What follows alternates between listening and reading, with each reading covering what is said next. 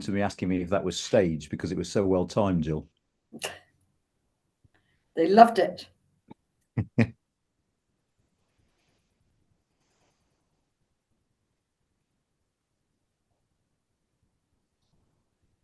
Cool. We're now live. Hi, everyone. Welcome to the latest UKICE Changing Europe Lunch Hour. Today, we're going to be discussing Keir Starmer's reset of relations with the EU with our panel comprised of Jill Rutter, who's at the top of my screen from UKICE Changing Europe and the Institute for Government, Joël Reland, who's one of our own. I can't remember your job title, Joël, forgive me.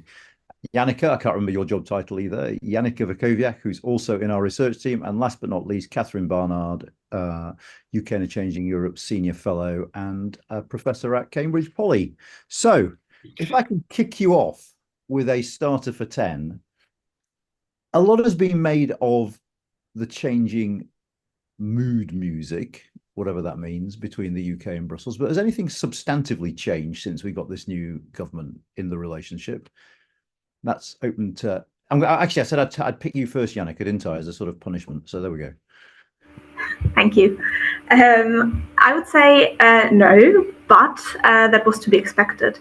Because if you, at least in the short term, because of the timing of the UK general election in July, so shortly after the elections to the European Parliament, that just meant that the UK government doesn't really have an interlocutor in Brussels at the moment, because the formation of the European Commission is still ongoing, and the EU institutions were quite busy with kind of sorting out the future institutional setup. So it was kind of obvious that there wouldn't be any negotiation or any official talks with Brussels over the summer. So I think that's not a surprise. I would also say that even in the kind of short to medium term, I wouldn't expect any kind of big substantive changes, just because from where both sides are standing, it's pretty clear that the TCA, the Trade and Cooperation Agreement, is going to remain the foundation of the relationship. And I would also say that in terms of priorities, both sides have other more pressing priorities. So the EU is busy with commission formation, but also EU competitiveness, becoming a more serious actor in defense and security, the war in Ukraine. So they have a lot of other stuff on their plates. But that's also true for the Starmer government, which is going to be quite a domestically focused government focused on economic growth in the UK. So I think in terms of that, I wouldn't expect any kind of fast changes, but more a gradual process because of priorities, because of bandwidths on both sides. And also basically the red lines on both sides remain as they were during the Brexit negotiations. So I don't think you can really expect any big changes as long as that remains the case. You're so appallingly reasonable, Jannike. Just to warn everyone, that drilling sound is Jannike's laptop, which which makes noise. So we're just gonna have to live with that whenever Jannike speaks. But Jill, were you waving? Yeah, no, I think Jannike is clearly right on the substance. I mean, we haven't had a sort of, hello, here's an agreement that we prepared earlier, sort of Blue Peter like, that's been unveiled in mid-August to everybody's surprise for the reasons she set out. But I do think there has been a sort of real difference in approach from the new government. Obviously, the sort of big reset or the change of direction started under Rishi Sunak, but it's really been sort of turbocharged, I think, by the extent of European diplomacy we've seen from the new government. The fact that within 24 hours of taking over, John Healey, David Lammy were love bombing different European capitals. The fact that Keir Starmer has found numerous reasons to go to Europe, some related to top sporting events, but others just because he wants to engage with European leaders, including, slightly surprisingly, Giorgia Meloni, who we wouldn't have seen as sort of top of his speed dating list. So I think there has been a real change from the previous government. Remember that the German government was quite miffed that Rishi Sunak managed to be very well into his premiership, and actually, as it turned out, nearly at the end of it before he deigned to go to Berlin. So I think there has been a real shift there. As Jannike said, the interesting thing is, does that actually turn into anything that anyone in the UK can notice as a concrete change. And we did see a quite extensive European diplomacy under the last government, if not from Rishi Sunak himself, but from David Cameron when he was Foreign Secretary, who rarely seemed to be in the country. So I think it is a bit of a difference there. But Jannike is completely right that, of course, there's nothing that we can say has made any trader in the UK's life any easier as a result of that. But I do think that, you know, a lot of countries will now at least know who the new people are. And Rishi Sunak did Keir Starmer a massive favour by laying on that slightly oddly timed European political community meeting in Blenheim, where they could all meet Keir Starmer in the sunshine and have what Robert Patterson told us were very good ice creams. Crucial detail. Do keep your questions coming in on Slido and do vote for the ones you want me to post to the panel. Catherine or Joel, anything to add to what we've heard? Go on. I suspect we both do. Okay, you go first, Joel. Okay. Well, you said you wanted, you know, Jannike was too reasonable. I do sort of disagree with Jill, actually. On this point, on the, you know, the diplomatic blitz over the summer. I think that's the easy bit. And if you are the Labour Party, you're speaking to different political constituencies to Rishi Sunak, and you have a membership which needs to see this kind of thing happening because they have a lot of aspirations around the UK moving closer to the EU. And this is an easy way to demonstrate that you mean your reset. But actually, if you look at the substance, what's under the bonnet, I'm not convinced very much is changing yet. And it is admittedly too early for the reasons Jannike pointed out to be definitive about this. But if we take a step back and frame where Labour is compared to where Sunak was, I think this is part of a very natural trajectory which has been in place for the past 18 months since Sunak signed the Windsor Framework, which effectively what that did was restored sort of harmony into diplomatic relations, solved to some degree the Northern Ireland question, not definitively, but at least sort of put it on a more even footing, and also kind of put to bed this sort of the Boris Johnson vision of Brexit, which is about moving further economically away from the EU, and actually divergence is more or less stopped now. And the only real differences that I can see in Keir Starmer's EU policy is that Labour is willing to go slightly further in terms of not only not diverging, but building some additional elements onto the TCA, which are fundamentally quite limited and still keep you outside the customs union and single market. And I don't think it's entirely unrealistic to imagine a sort of parallel universe in which Sunak won the election with a comfortable majority, and he actually thought about doing something on MRPQs because, you know, services sectors were at his door asking about it. So I think this is, you know, a trajectory now in place for about 2 years, which is very slow, gradual moving back towards the European orbit into what I would call a kind of TCA plus status, where the TCA is the bedrock of the relationship and you sort of ad hoc fix a bit here and there to help the economic situation, but you don't change the fundamentals. And I think the big question is for Labour, is that an end goal? Is that where you want to remain for the next 5 years? Or is it a staging post? Is it a first step towards a structurally deeper relationship over time? I don't know the answer. And I actually don't think the government knows the answer yet either. I think it's a little bit all being played by ear, but I think that's the kind of big question to my mind. Thank you. MRPQs, by the way, mutual recognition of professional qualifications. I hope you're impressed that I knew that. Catherine. Yeah, I won't just build on what's been said before. I think what I would say is that the three asks that were in the Labour Party manifesto are nice, but they are actually quite difficult to achieve. You'll recall one of them was about much greater mobility for musicians and artists who have been completely carved out of the Trade and Cooperation Agreement. They have no mobility rights there. In fact, I mean, it would be possible. There's actually a provision in the TCA, Article 126, which would allow for some negotiation on the so-called reservations and what goes into the commitments. But it's not just movement of people, it's movement of their stuff as well, and that becomes more complicated. In respect of an SPS agreement, again, possible, but again, some quite detailed thought needs to go into quite how close we want to be. Over mutual recognition of professional qualifications, actually there's a provision in the TCA on that, but it's painfully slow. I mean, it's hard enough within the EU. The directive on mutual recognition of professional qualifications is quite bumpy, actually, in its practical operation. Now we're outside, it becomes very difficult indeed. All of this is overlaid by, I think, Keir Starmer's rather remarkable hostility to doing anything about youth mobility. Now, of course, we know that when the Commission put forward its proposal for a proposal back in May, the timing was very bad because, of course, it gave the Tories the opportunity to say, no way, Jose, and for Labour then to say, of course, we agree with the Tories on this. But given that the issue keeps raising its head in a sort of whack-a-mole style, each time Labour really knocks it back.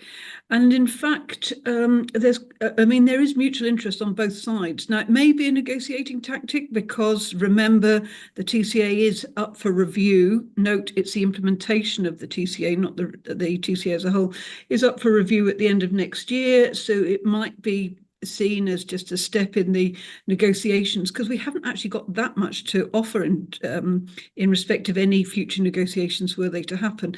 But I think it is leaving quite a bad taste, and for those who are hoping for something more positive from Labour in substance, the continued rejection of anything like youth mobility is rather remarkable. Oh God, Simon Usher was asked a question about machinery of government, which I will give you in a bit, Jill, but I'm going to save that for later. Why is the government so reluctant to talk about youth mobility, do we think? Sure, I start and then the others can pile in and agree or disagree. I think, as Catherine said, the timing of the EU's draft negotiating mandate could not have been worse from a UK point of view, because we were in the lead up to a general election, and we know that Keir Starmer was very, very keen not to talk about Brexit, but also not to give those Leave voters who he wanted to tempt back, who'd voted for Boris Johnson in 2019 for the Conservatives. He wanted to tempt them back and didn't want to give any impression on probably the sort of, one of the bits of Brexit they still think was worth having, which was regaining control of our borders. They might have had question marks over the extent to which the Conservatives actually delivered on regaining control of our borders, but as an aspiration, it was still there. And I think it wasn't helped at all by the UK press, The Guardian immediately saying, as EU proposes restoring free movement, notwithstanding UKICE explainers all over the place by Catherine saying, this is not free movement. We have these deals with Australia, New Zealand, South Korea, etc., till she was blue in the face. It still keeps on saying as restoring free movement. So I think it's quite interesting. I mean, I think then the sort of knee-jerk, we've just got to kill this dead, was probably understandable. I think what's interesting, as Catherine says, is the government does seem to be digging itself into a bit of a corner on this. I mean, Keir Starmer's made some rather vague references to cultural exchanges. Does cultural exchange involve young people coming over here for a couple of years to work as baristas? It's not absolutely clear that it does. Does it sort of, mean we're open to reopening student exchanges and potentially bringing back some sort of participation in a student exchange scheme? Because a lot of people in the EU feel that the UK's withdrawal from Erasmus was a very big loss. The UK Treasury's point of view was it was a drain on the exchequer, because the net trade in students was very much one-way traffic. Lots of EU students coming here and very few there. So I think it's odd that the government hasn't sort of said, well, we're certainly not going back to free movement, but this is one of the many things that we could be talking about in the context of a reformed and better relationship that addresses all those flaws in Boris Johnson's Brexit deal. I think it's rather odd that they seem to be sort of ruling this out so emphatically and not trying to do any of sort of the nuance. Maybe they haven't read Catherine's explainer yet, but I think we have a very handy guide for MPs who are finding it difficult to get across this, that we're about to publish, and you may be about to brandish, Anand. So I think It's interesting. It's interesting. I mean, you have to assume, as Catherine said, the UK does not have much to put on the table. If you're going to make any concession to the UK sellable in Europe, it has to give Europe something that it wants. And the fact is that the Trade and Cooperation Agreement, from a European point of view, is generally not a bad deal at all. So is it that? Is it fisheries? What else are we going to put on the table? Are we prepared to do anything to link to defence and security cooperation? All right, hang on, Jill, you're straying now. Let's just stick to youth mobility for the minute, and then we'll get on to all those other things. But anyone else on? I mean, it is interesting, isn't it? Just how resistant. Oh, the drill's back on, Jannike. Sorry, yeah. Yeah, I just wanted to add what Jill just said. I fully agree that Labour backed itself into a corner by conflating youth mobility and freedom of movement. And I think it's interesting because I think they will come under a lot of pressure on this, not just from the European Union and member states, but also domestically. Because I think there are, well, on the one hand, you have a much bigger Lib Dem group in the House of Commons now, and they actually just passed a motion at their party conference on youth mobility and a youth mobility deal with the European Union, and so did the Greens at their party. They are basically saying that the UK should negotiate a deal on youth mobility based on the Commission's proposal from April earlier this year. So I think they will come under pressure in Parliament, but also from their own members, the general public. If you look at polling that's been done on behalf of Best for Britain, actually a majority of people in the UK are in favour of a youth mobility deal. So it doesn't seem to be as controversial as they seem to think. Of course, Labour itself now has quite a big group of pro-EU MPs within its own ranks. The Labour Movement for Europe, I think, now has over 100 MPs. So I think it's interesting because Labour will come under pressure on this, I think, from all directions. I mean, we'll come back to what the inside of the Labour Party might look like. I mean, it was very interesting at Lib Dem conference this week, the degree to which there was frustration amongst members with what they saw as the caution of politicians about Europe at the moment. It was a really interesting dynamic, but you know, the members themselves want the leadership to go far further and faster than the politicians seem willing to do. Anything to add, Joël or Catherine, about why Starmer's reluctant? I'm toying with my class theory. Yeah, well, you can regale us with that one if you want. So yeah, I mean, agree with the point that's been made by both Jill and Jannike that Labour boxed themselves in, and I think that really is a product of the fact that EU policy has been filtered through a domestic lens, through an electoral lens for a few years now, and so Labour's reaction to the proposal was primarily thinking about how it would land in an electoral context, and so shutting down the kind of free movement accusation by equating it with that. But then, of course, you cause yourself trouble down the line because at some point you're going to have to negotiate this with the EU. It's very clear that this is their number one ask in a negotiation. And, you know, you've opened yourself up to attack from the opposition by calling it free movement. So any deal you negotiate is going to be referred to as something that you have previously called free movement, even if you sand down the edges. And, for example, you get rid of the domestic tuition fees asked, which the EU wants. So EU students would pay the same rates as UK students. But to offer a slightly more constructive perspective, how do you get out of it? So how do you get out of that kind of bind? One option for Labour is to say, look, yeah, we've been tough here. We've got rid of these special provisions that the EU asked for, and this is a fair deal for the UK. And, you know, you pitch it that way. But the other option, which potentially could work, I think, is packaging it up with a wider sort of number of mobility issues which are out there, because obviously Labour is asking for stuff on MRPQs, mutual recognition of professional qualifications. That's about services professionals being able to move between the UK and the EU. The EU is also interested in the question of Erasmus membership, and also the UK is interested in helping performing artists travel in the EU. These are all issues around how people move from one side to the other. So maybe you bring them all together and you say, okay, we're going to do a package negotiation on mobility and have this annex or whatever, which is put in the TCA, and then you slightly bury the youth mobility issue in a wider context, and so you maybe sort of take the edge off that way. I mean, one question that's come up in the chat is whether the UK can leverage foreign and security policy cooperation for concessions on the economic side. What do you think, Catherine? Of course, this is what the UK would be hoping, but on the other hand, they are very distinct packages that it may be, some people say more optimistically, that something on on defence and security policy is ironically somewhat easier than anything on mobility, and if you get a bit closer on defence and security, then other asks can be made, including over or deals can be made, including over mobility. It's worth remembering that the TCA was always intended to be essentially a very large sandwich.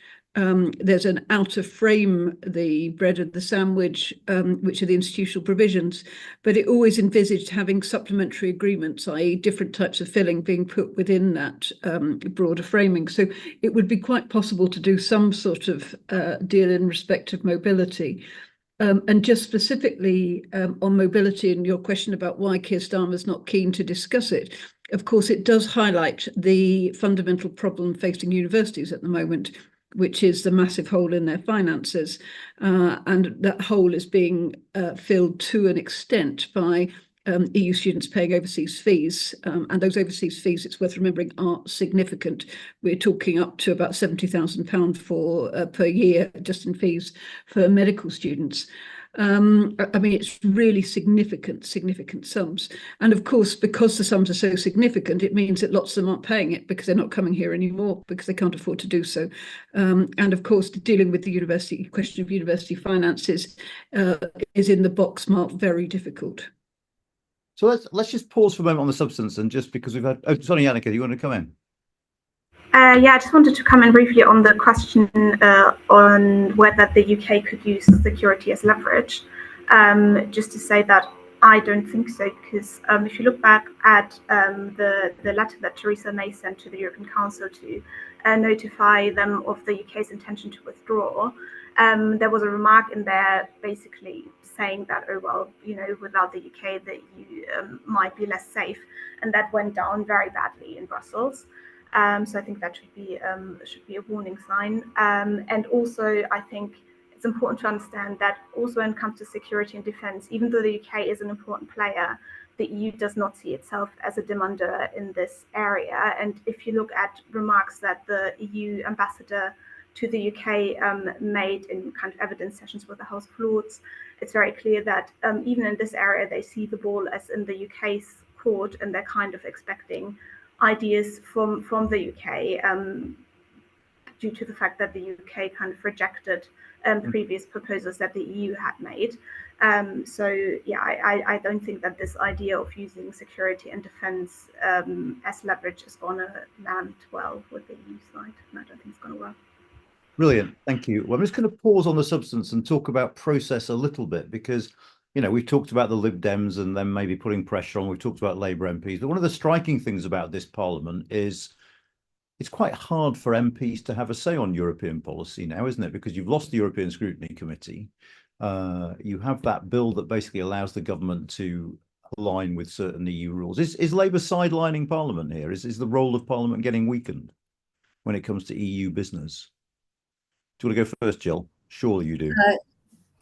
Very happy to go first. Yes, I think it's a real shame that Labour has not decided to invent, if you like, a sort of successor to Hilary Benn's old Future Relations Committee, because there are a lot of issues that come together on managing the UK's relationship, and Parliament, I think, should have some role in considering UK objectives, if you like, for things like the renegotiation, the review of the relationship, the review of the Trade and Cooperation Agreement, possible extensions into other areas. You'd have thought Parliament would have a view, and basically running that through either the Public Administration and Constitutional Affairs Committee, which would be the logical place to go, given that EU relations are now moving back into the Cabinet Office, or through individual departmental select committees, even with what is now called guesting, where the chair of another select committee can come and sit in on the meetings of one select committee. So, you know, if you like the sort of chair of the Defence Select Committee, you go and sit in on the Foreign Affairs Select Committee, or they could both go and sit at a meeting of PACAC or something like that. I think it is a real shame. I mean, it has to be said, it wasn't very effective in the last Parliament. In the last Parliament, the European Scrutiny Committee had become almost a sort of ginger group extension of the European Research Group, trying to persuade ministers to go further, faster. I think, as Jannike said, the very different composition of this Parliament would become quite obvious if there was that sort of committee, that actually ministers were being told they weren't going fast enough or trying to get close enough. But it may also be that there's some reticence about giving Nigel Farage the committee that he would possibly agree to turn up for by if Reform got any seats on it. I think the government so far has kept Reform off all the committees, but I think they'll be making a very strong case that they should be on that. So I think it's a shame we haven't got that, and it does mean that scrutiny in the Commons will be extremely patchy, not brought together, and that there'll be no one place to bring together an overview of how the government's handling that relationship. Of course, the House of Lords European Affairs Committee will still be there, though as of yet their Northern Ireland Protocol Subcommittee hasn't been re-established, which I think did very good work in the last Parliament. And that means, I think, that people wanting to make points, people wanting to lobby MPs, will not have an obvious parliamentary destination on their issues, because there won't be people to take an overview. Anything to add, anyone? That was quite thorough, I thought. I mean, look, all right, can people stop voting for Simon Usherwood's questions on process, please? Because they're always going to the top of the list. So here's another one, just to get it out of the way. What difference has it made that EU matters have been transferred back to the Cabinet Office? Why has that happened? What difference does it make? What are the implications of it? Okay, you can't have a machinery of government question Here we and go. not answer it, Anand. Yeah, go Simon, and go everybody who's voted for this question to prove to Anand that machinery of government is really, really, really interesting. At one point, we will convince Professor Menon of that, but it's probably still a long way off. I don't think it's made that much difference yet. It's still very much a work in progress. And the split seems to be that the FCDO will continue, you know, things on sort of foreign defence cooperation with John Healey, bilateral relations, but we'll get back to that sort of coordinating structure, which worked quite well before when the UK was an EU member. I think the really good thing for me about this is it means that managing the EU relationship now sits back alongside implementation of the Windsor Framework, and also the sort of border delivery, which are some of the big touch points. And one of the sort of things the EU has said they will regard as articles of good faith is whether the UK sticks to proper implementation of the Windsor Framework. We've got loads of questions on the borders, but it also means you have an overview into wider trade policy, into managing relations with the devolves. There are quite a lot of commitments on Northern Ireland, which were containing the Safeguarding the Union white paper, which I think we'd probably expect the government to go on being sensitive to, because of the desire to keep the DUP, the Stormont Executive, running. So I think those sorts of things aren't basically the Foreign Office's comparative advantage. So I think having that sort of central position works, but the staff haven't been moved across yet. They say they're working quite well together, so it's still very much a work in progress. I don't think we've seen concrete results, but hopefully Nick Thomas-Symonds will also have quite a bit of time alongside his constitution brief to devote to this in a way that David Lammy probably wouldn't have had the time and bandwidth to do. So hopefully that sort of, if we expect it to see as very much more of a Thomas-Symonds-Starmer partnership on the EU, because, you know, ultimately any deals to be done will come back to the Prime Minister and the President of the Commission, as we saw when the TCA was negotiated. So what's Stephen Dougherty's job? So you've got a Europe minister, you've got a relations with the EU minister, and you've got a foreign secretary. Well, we always used to have a Europe minister when we centrally coordinated relations with the EU. I would expect Stephen Dougherty to be traveling around lots and lots of European countries, talking to them. One of the really interesting things is, I think some of the stuff we've been touching on is sort of understanding how the Trade and Cooperation Agreement is working for other countries. Where actually are there sort of points of concern that the UK could be addressing? And there are also sort of, the normal run of bilateral cooperations. These are significant near neighbours. So our only relationship isn't with the institutions of the EU. So the division of labour, if you like, will be Nick Thomas-Symonds' relationships with the EU institutions, Foreign Office, much more using its network in a coordinated way to manage the relationships with the individual member states and in capitals. And I think that's what Stephen Doughty's efforts will be. But maybe we should get Stephen Doughty in to ask him that very question. That's a very good idea. All right, that's enough of process. Nothing else on process for the whole rest of this hour. There's a question from Anonymous, might be Stephen Doughty, I suppose, saying Starmer's been to Germany, France, Italy, and twice to the US, but not Brussels. Why not? I suppose the answer is because there's no new commission. Jannike, I think you touched on that. So it's not, you see these stories in the press about how he's snubbing Brussels to, going round Brussels to talk to, that's just nonsense, isn't it? I think that's nonsense, and also the other way around the European Political Community Summit. There were all these media stories about von der Leyen snubbing the UK and Keir Starmer by not turning up, even though the reason for that was that was the day of the vote in the European Parliament on the European Commission presidency. So I think a lot of the kind of stories and narratives around this are simply overblown. Okay. Just going back to defence and security, this has always puzzled me. We have all this sort of ambitious talk about defence and security, and yet, paradoxically, we've had UK-EU collaboration over Ukraine seeming to work absolutely fine. What could or should a defence and security arrangement add to what we have already? And are the interests of the two sides here aligned?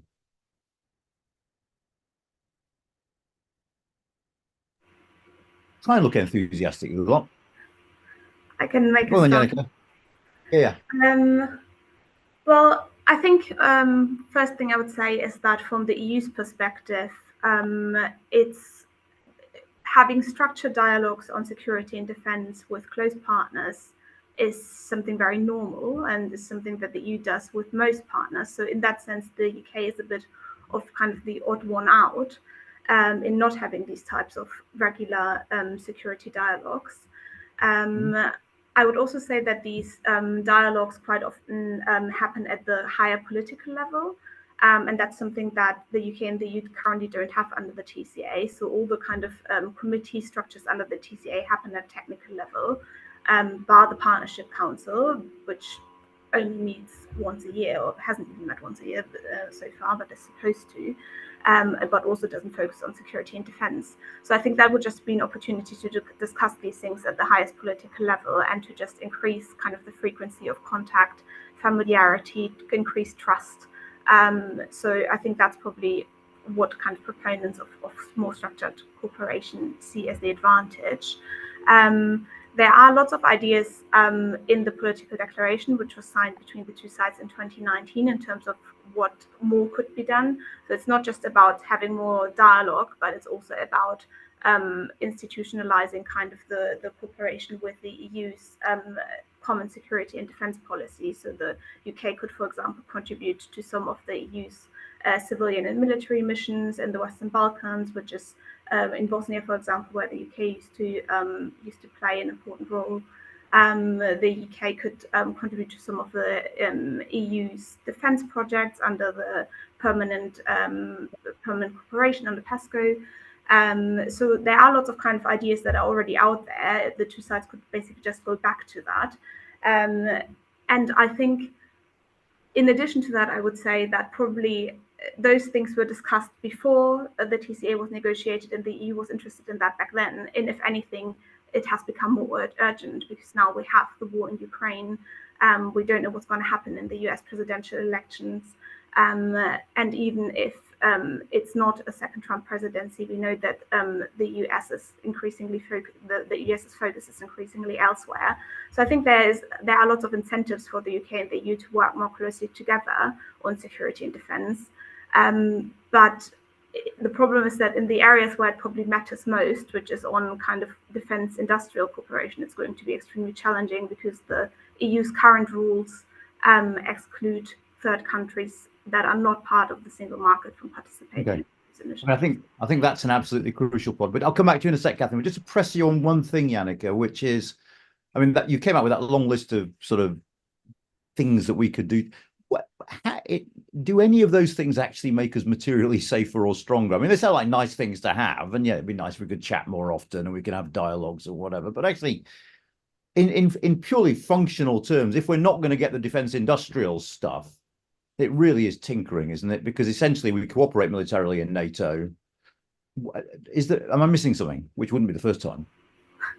I think it's always going to be, I mean, it's also about, I think, kind of expectations management, because it's always going to be tinkering, because the European Union is not a major player when it comes to defense and security. Yeah. So most of these things are still handled at the member state level. So I think when it comes to security and defense, kind of the combination of closer relationships at bilateral level and what the UK is currently trying to do with Germany, but in combination with working closer with the EU level to build trust, to build familiarity, to talk to each other more often, I think that's probably how it kind of comes together. But I agree that what you can do with the EU is kind of limited impact, but that's just in terms of, that's because of how the EU works and how the EU's competences work. Sorry, Catherine. I just wanted to pick up on that, the last point about single market and the fact we're not in it, and this may cause a problem in respect of procurement. If you've read the Letter report, and Anand, you tell me you've read it all, you will have noticed that you will have noticed that one of the things that's very striking about the report is what, to me, was the sort of Europe first policy. And one of the aspects of Europe First is he notes really very early on in the report, probably the part you did read, Anand, which was that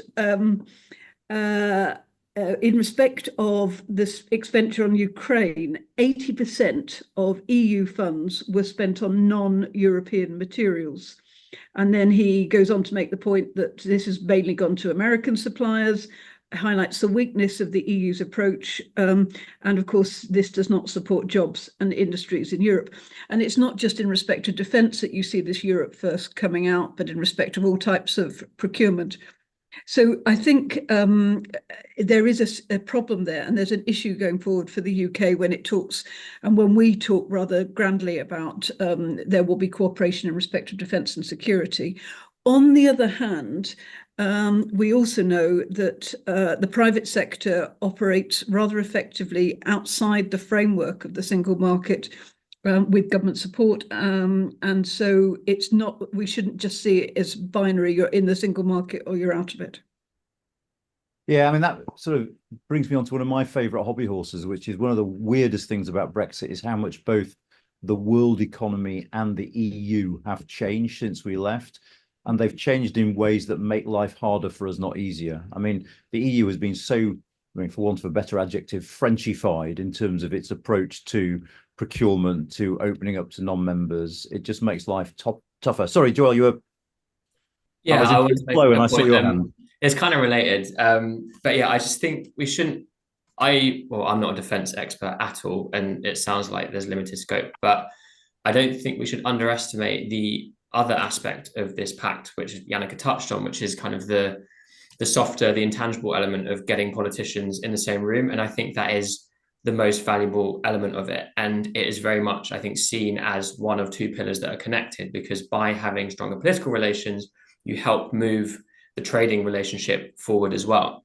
And there is an open question about whether you have a narrow, deep security pact, which really focuses on the nuts and bolts of what jets you send to who, when, and why, or you can have something much wider where you don't really have maybe such tangible commitments, but you cover a broader spectrum of issues.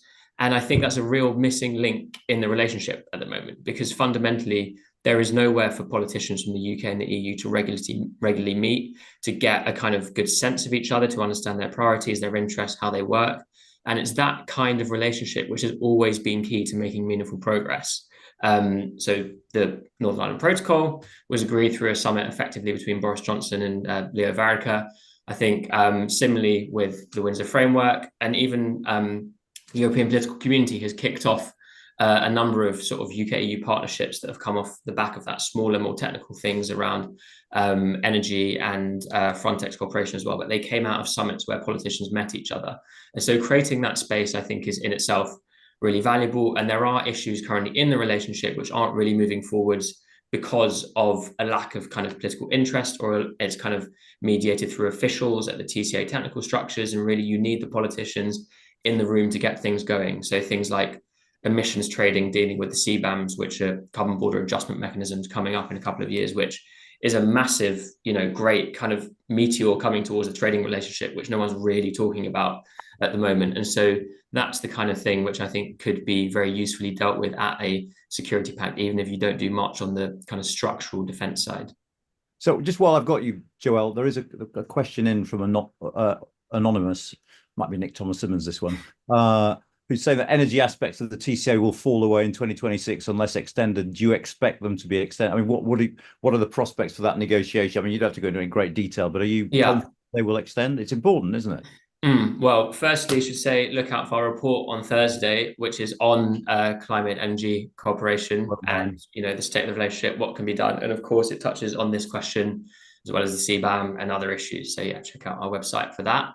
And on energy trading, so it's really interesting that it expires in 2026 at the same time as the fisheries chapter in the TCA, which really shows you how the world has changed in the time since TCA was negotiated. Because at the time, the EU made this decision because it was saying to the UK, look, if you try and mess us around with fish when we have to renegotiate the quotas, potentially our energy cooperation is at risk. And you're not going to want that. So it was kind of a way to press the UK into not playing hardball. Now, the idea that you would abandon your energy cooperation when the EU is moving off Russian oil and gas and really is vitally dependent on the UK for its energy security it seems farcical that you'd risk fish for that issue, which again shows how geopolitics of energy have developed significantly. And so for that reason, I don't see energy cooperation stopping. But there is a question about, even if the chapter expired, you could still have cooperation going on at a technical level. You don't need what's written in the energy chapter in order to continue trading energy under the kind of interconnectors which run across the channel. However, it would make the whole situation much more uncertain. It would damage investment, and it would be very destructive to kind of both sides' attempts to decarbonize their energy mix and kind of generally pursue a net zero transition. So very strong incentives to renew. Will fish get in the way? Who knows, potentially. But also, I guess the other way of looking at it from a Labour perspective is their political constituencies are not really the ones for whom fishing matters. And so it might be that Labour is willing to give a little bit more on the fishing question in order to get something back on energy, or it could actually be another area of the relationship where they want something deeper. So there are things which need to be balanced. I imagine it will be renewed, might be deepened. But even if by some kind of absolute diplomatic mess up, it kind of stopped, I still think, the electricity wouldn't be cut off overnight either. Okay, well, two things. We've got a series of questions about whether the new tone that this government seems to want to take towards the devolved governments will have any impact on our EU policy or relations with the EU, or, if we just, I don't know if there are any implications. I suppose that will be for Jill. The second thing is I'm going to disappear from your screens for 2 minutes because my computer battery is about to go flat for reasons I don't understand. So I'm going to find a charger. But talk amongst yourselves about the devolves and I'll come straight back. Jill? Okay, this is like a sort of UKICE version of Just a Minute, isn't it? That I've got to fill in the time until Rockstar Prof comes back. So my starter for 10 is that it probably won't make huge amounts of difference. One of the devolved's very big complaints was that they weren't engaged at all. I think this government will try to engage them all. It was very notable that Keir Starmer went instantly to the devolves. Other prime ministers have done that. Theresa May did that and then shut them ruthlessly after the Brexit negotiations. But I think there's more alignment on what people want. There's obviously a Labour government anyway in Wales, and I think they will be very, very alert to the situation in Northern Ireland. I think the trickiest relationship for the government is clearly with the Scottish government, because although we heard a lot about a much more grown-up relationship from John Swinney and from Keir Starmer, Labour and the SNP will also be heading towards those Scottish Assembly elections Scottish Parliament elections in 2026, where Labour will be seeking to get the SNP out of Holyrood, so out of power then. So I think that's interesting, but there is much more alignment of interest. One thing that's been very notable about the UK wanting to do potentially more voluntary alignment is the Scots obviously wanted to do that too. They passed their continuity bill, but the sheer volume of legislation out of Scotland has meant that's quite hard. But I do think there may be more productive discussions in whatever part of the intergovernmental relationship there is, and I think that's going to move back. More machinery of government, Anand, you wanted to come back for this content, as constitutional matters come back from the Angela Rayner's department into the centre. So I think we're expecting to see constitutional issues come under Nick Thomas-Symonds, who's of course the Minister for EU Relations and Constitutional Matters. So he will be able to look at that, and I think there would be a bit more substantive discussion. Does it make any big difference down the line? Not so sure on that, but others may have a view. And I filled the gap till you came back. Thank you. My computer now says 1% charge, so if I disappear, then cope without me. But anyone else want to add anything on the devolves? Do we think we might get devolved representation on the UK EU Parliamentary Assembly? Well, this isn't directly answering your question, but I feel like we haven't really kind of addressed the question of Northern Ireland yet. It's kind of been hanging around on the edge of this, and I can hear my voice. And that is a big issue, which, again, in theory, Labour is committed to kind of supporting sort of Stormont government kind of stay in place by managing what's written into the command paper, which came out earlier this year, about minimising any new forms of divergence between Great Britain and Northern Ireland. It's all well and good to say that, but it's not yet clear to me how they're going to deliver on that in practice in any way which is different to what came before, because now the government is committed to providing the Northern Ireland Assembly with a list of all the legislation coming from the EU which will affect it. But it's one thing to have that information. It's another thing to understand what it means, especially when the Northern Ireland Civil Service is pretty small. How are they going to read through this legislation, understand where the potential divergences are, and how you deal with that? And especially now you don't have the European Scrutiny Committee in the Westminster Parliament as well, which did, and I can speak from a personal perspective here, did a lot of great work in terms of understanding what that divergence means. It's really difficult to work through the mechanics of a really politically important issue. And so I think for me, that's a real outstanding question, is how is this government going to make kind of any decisions how that LITB divergence is managed? Is it going to do more in Brussels to try and get ahead of the game, understand what's coming down the track? Is it going to have a more systematized Cabinet Office-led process for understanding divergence coming in and then passing this led to Stormont? I don't know, but I think that's a big question for this government to deal with. And of course, we've got the consent vote coming up later this year, which hasn't come up in the questions, but is a significant moment, isn't it? Is it just me whose signal is cracking up because of my battery, or is everyone else's signal all right? Seems to be. You're a little bit crackly. Yeah, I keep freezing. So I mean, if I freeze, obviously in a very sort of bad pose, no doubt, but just continue. But I want to zoom for the last 10 minutes or so, I want to zoom out a little bit. We've talked a little bit about Labour Party members, Labour Party MPs being more pro-European. Do you think if Keir Starmer tries to be as sort of small c conservative as he's been, he'll face internal party pressures to do more?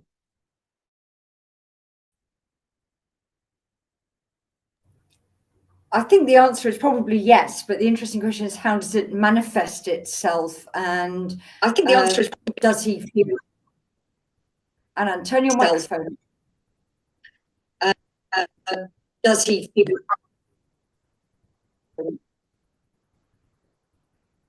I think the interesting question is, does he actually react to that, or is there going to be a lot of positioning? I think one of the interesting questions is, how long does he have for this to show, and does this actually start to become a bigger issue in the run-up to possibly the next election if the government goes through review of the TCA, pursues its current sort of slightly limited set of asks, doesn't really get very far, and then finds itself confronted with a set of choices. Are you happy with this, TCA, maybe not very plus, or do you really, really want to go further?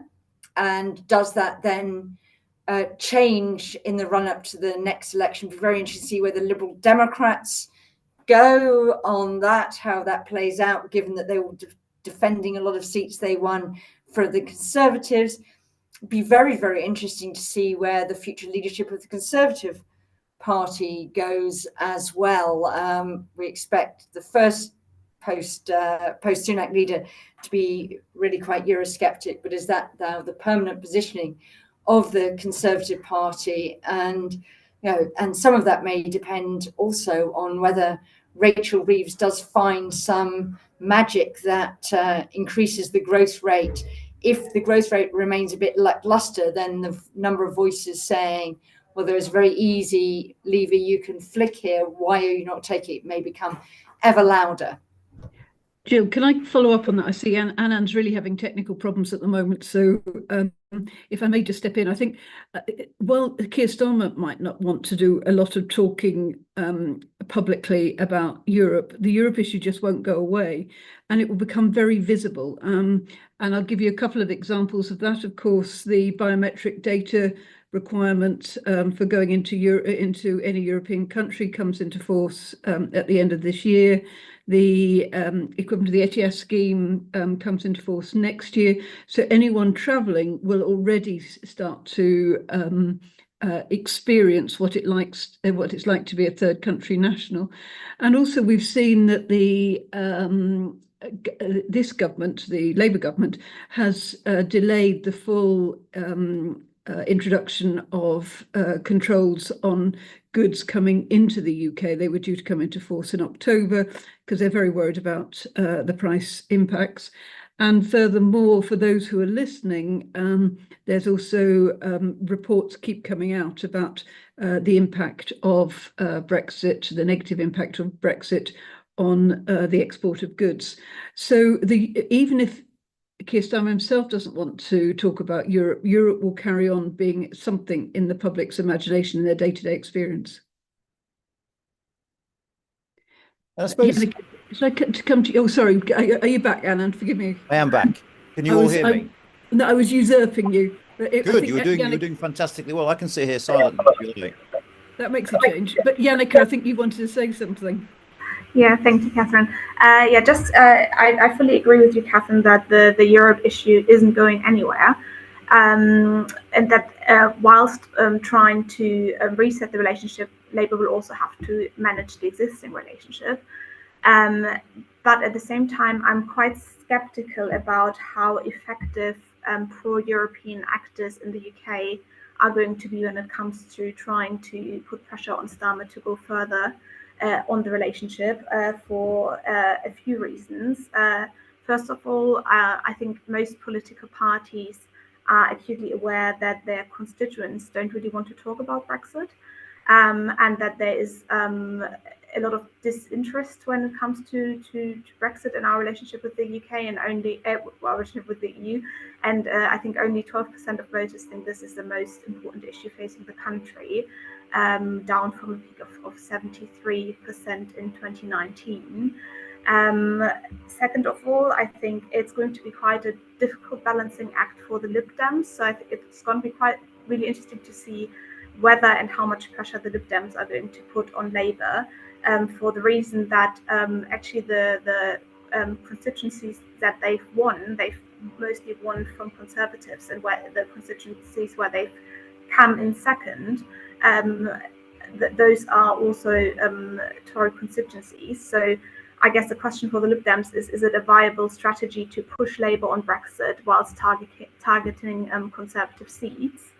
And also, I think I'm skeptical about how much pressure they're going to put on Labour, because there seems to be a consensus amongst all pro-European parties in the UK at the moment that a gradual approach towards the relationship with the EU is best. So if you look at what the Lib Dems are suggesting, they have this four-stage approach, starting with kind of unilateral measures, then seeking participation in some EU agencies, then trying to improve the trading relationship, and only then kind of seeking single market membership, with the long-term goal of rejoining the EU. But I think they said they wouldn't even think about putting in an application before 2034, which would be in 10 years.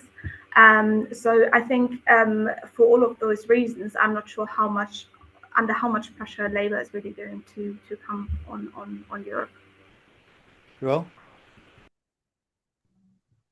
Yeah, you'll like this point, Anand, which is basically that I think there won't be much pressure, or not, there won't be that much pressure, because I think most Brexit problems are middle class problems. Fundamentally, they're about people being able to get in and out of the country to go on holiday, about how long they're going to wait, about how much they're going to pay to do it.